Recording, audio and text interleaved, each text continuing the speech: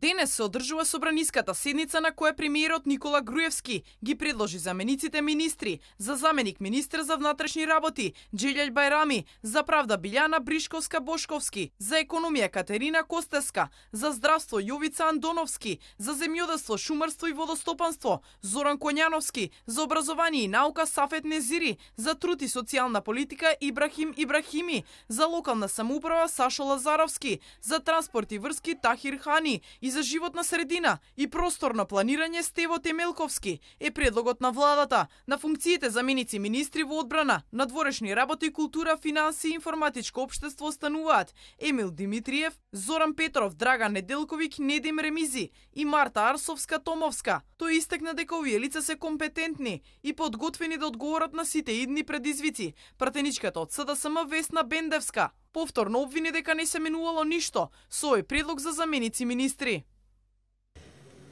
Денес токму со вашиот предлог за заменици министри ја потврдувате нашата теза дека апсолутно немате намера ништо да смените. Не ги сменавте министрите, исто така не ги менувате нити замениците министри. Вие сте играч на шаховска табла кој само врши рокади, се разбира од аспект кој колку придонел за партиски интерес. За ваквото обвинување веднаш реплицираше премиерот Груевски, истакнувајќи дека кој да бил предложен за овие функции ќе бил критикуван од опозицијата.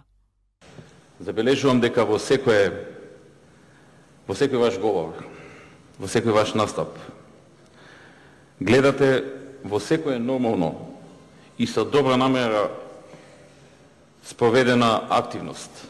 Се обидувате да најдете некоја задна мисла, некој криминал и слично. Сите што се предлагаат ги оцрнувате, ги негирате, ги клеветите.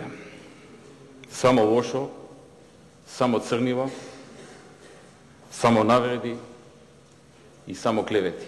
Инаку вчера беше изгласан новиот владен тим, кој по трет пат последователно го предводи премиерот Никола Груевски.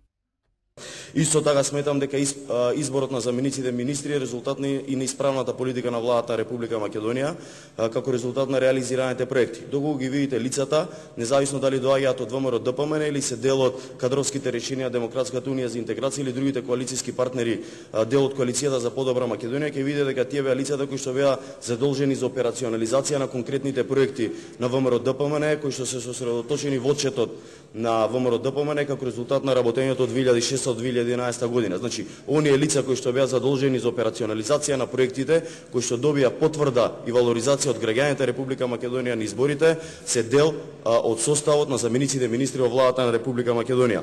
И исто така сметам дека не помала причина е фактот кој што треба да се истакне дека дел од замениците министри кои што денес ги бираме беа кандидати за пратеници за време на последните парламентарни избори, што сведочи дека граѓаните Република Македонија, гласајќи за листите на ВМРО ДПМН, всушност гласа и за овие луѓе, што укажува на фактот дека тие имаат масовна, односно голема подршка од страна на граѓаните.